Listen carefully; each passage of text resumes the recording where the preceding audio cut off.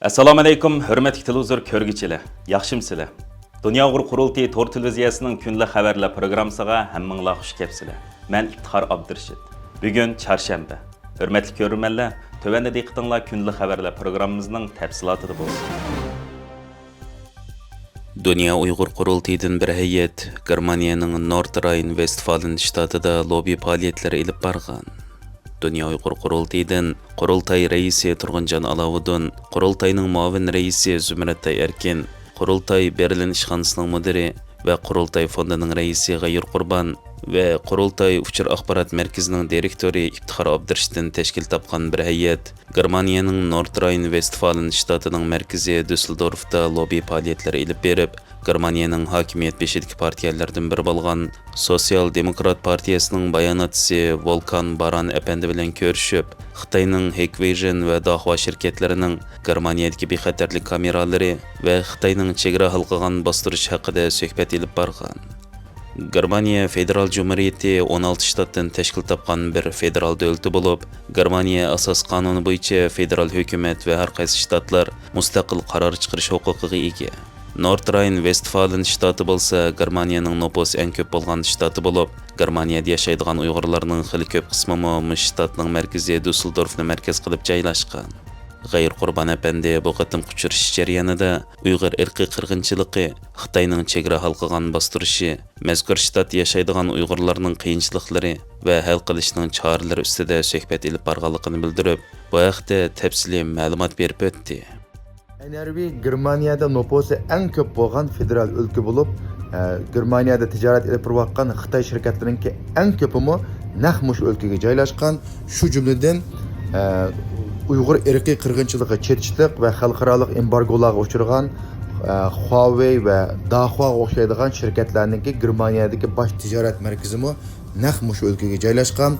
Biz Dünya Uyghur Qurultiyi heyeti bu qitim mush ülkedagi Sosyal Demokratlar Partisi'nin bo'lgan Baran apandi bilan ko'rishdik. Sosyal Demokratlar Partisi bu ülkedeki en çok öktücü partiya bo'lib hisoblandi ve shundaqla Germaniya Federatsiya hukumatida navbatda hokimiyat tutayotgan bir partiya. Onundan başqa yana Uyg'ur irqiy qirg'inchiligi chelishib bo'lgan Xitoy korxonalarining bu ülkedeki tijoratini to'xtatishni talab qildik ve shundaqla NRV ülkesida yashayotgan Uyg'ur qarindoshlarimizningki tili ve medeniyetini saqlab qolish to'g'risida yerlik hukumatning iqtisod va boshqa yordamlarni ajratishni talab qildik. Xalqaro siyosat tadqiqot organi 11 aprel kuni Xitoy hukumatining savdo hujjatlari, sun'iy hamroh suratlari ve oshkorlangan texnikalik materiallarni xalqaro tadqiqotchilarning dokladlari qatorliq asosli manba qilgan holda Xitoyning nazorat imperiyasi Uyg'urlarni bostirish dunyoviy texnik qarshiligini qo'zg'atdi nomli yangi tadqiqot dokladini e'lon qilgan bo'lib, mazkur dokladda Xitoy hukumatining Sharq Turkistonda qurib chiqqan nazorat sistemasining yer shari xarakterlik siyosiy va texnik krizisni keltirib chiqarganligini o'ttirib qo'ygan.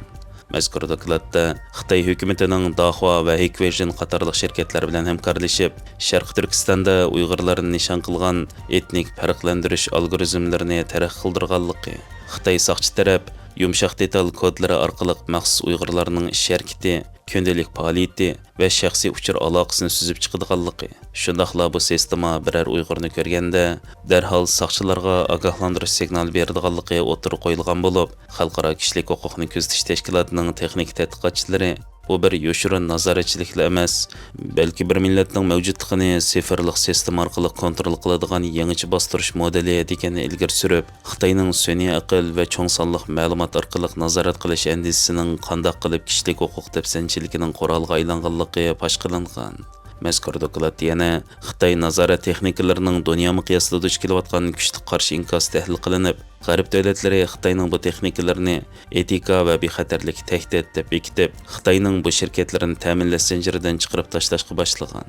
Amerika Savdo ministrligi Dahua va Hikvision shirkatlarini qora tizimlikka kirgizishidagi asosli sababmi mazkur shirkatlarning atalmish qayta tarbiyalash lagerlarini texnik bilan ta'minlash to'xtamlarini dalil sifatida ko'rsatgan bo'lib, bu qarshi inkas Xitoy shirkatlariga zo'r iqtisodiy ziyon elib qolmay, yana xalqarodagi innovatsiyaga og'ir zarba bergan. Növbətdə Xitay bu nazoratchilik andisini boshqa diktator davlatlarga eksport qilish orqali dunyo demokratiyasiga xirs elib kelayotganligidan ogohlantirgan bo'lib, Xalqaro kechirim tashkiloti qatorliq kishilik huquq tashkilotlarining fikriga asoslanganda, Xitoyning bu texnikalarni siyosiy bostirish quroli sifatida dunyoga yeyishi, shaxsiy erkinlik va kishilik huquq o'lchamlarini butunlay yo'qotish xavfini paydo qilayotgan bo'lib, mazkur dokladda Xitoyning bu nazoratchilik imperiyasini cheklash uchun xalqaro jamiyatning texnika eksportini kontrol qilish va mablag' solish jihatda texnik qattiq tadbirlarni qo'llanishi zarur deganlar ta'kidlangan.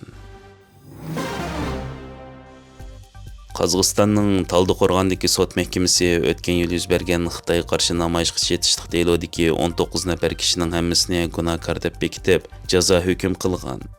Qozog'istonda 2025-yili 13 noyabrda elib berilgan, Sharq Turkistonda tutib turilayotgan bir qozoqning qo'yib berilishini talab qilib elib berilgan Xitoy qarshi namoyishdan keyin namoyish qatnashchilari Qozog'iston soqchi doiralari tomonidan millatlararo o'chmanlik qutratliq qilish jinoyati bilan ayblangan edi. Qozog'iston Taldiqo'rg'on sud mahkamasi 13 aprel kuni bu kishilarga ochgan sudida shu qatimliq ayblanuvchilarning ba'zilariga 5 yillik qamoq jazosi berilgandan sirt, yana 8 kishiga o'xshash jinoyat bilan jazoni sirt ijro qilib, erkinligini cheklash, delodagi 2 ayolga bolalari kichik bo'lganlik sababidan kechiktirib jazolash qatorliq turlar bo'yicha mazkur delodagi 19 ayblanuvchiga jazo hukm qilgan va 3 yilgacha bu kishilarning jamiyatlarga qatnashish va siyosiy faoliyatlar bilan shug'ullanishini cheklagan.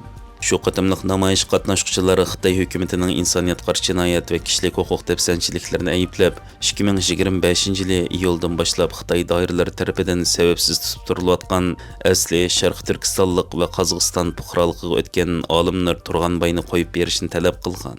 Hamda namoyish jarayonida Xitoy bayroqlari bilan Shi Jinpingning suratini ko'ydirib, Xitoy Kommunistik partiyasiga qarshi shuarlarni to'lg'an. Namoyishdan keyin Xitoyning Olmaotadagi konsulxonasi bu namoyishni ig'vogarchilik deb sifatlab, Qozog'iston doiralarini Xitoyning davlat obro'yini qo'g'dash uchun tegishli tadbir qo'llanishga qistish bilan yerlik doiralar bu faoliyatchilar ustidan jinoiy ishlar bo'yicha tekshirish boshlagan. Erkin Yevropa radiosining bu vaqtdagi xabarida sud 13 aprel kuni cheklamasida elib berilib, sud maydoniga muxbirlarning kirishi cheklangan bo'lib, jazolanuvchilarning tuqqanlari va qo'llovchilari sirtda saqlagan. Kuzatuvchilar bu vaqtda bu delo Xitoyning Qozog'istondagi ta'sir kuchining bir o'lchami deb qaragan bo'lib, sud natijasi Xitoyning Qozog'istondagi siyosiy besimini aks ettirdi deganlarni ilgari surib, Xitoyning chegara halqagan bostirishining O'rta Osiyo davlatlarida qanchalik darajada ekanligini to'liq yoritib beradigan o'rnak voqea deganlarni o'ttirib qo'ygan. Hurmatli ko'ruvchilar, yuqorida diqqatingizga kunlik xabarlar programmamizning tafsilotini sundik. Keyingi qitimliq sonimizgacha ko'rishguncha omon bo'lgaysizlar. Stansiyamizning YouTube kanaliga a'zo bo'lishni unutmang. Xayr xo'sh.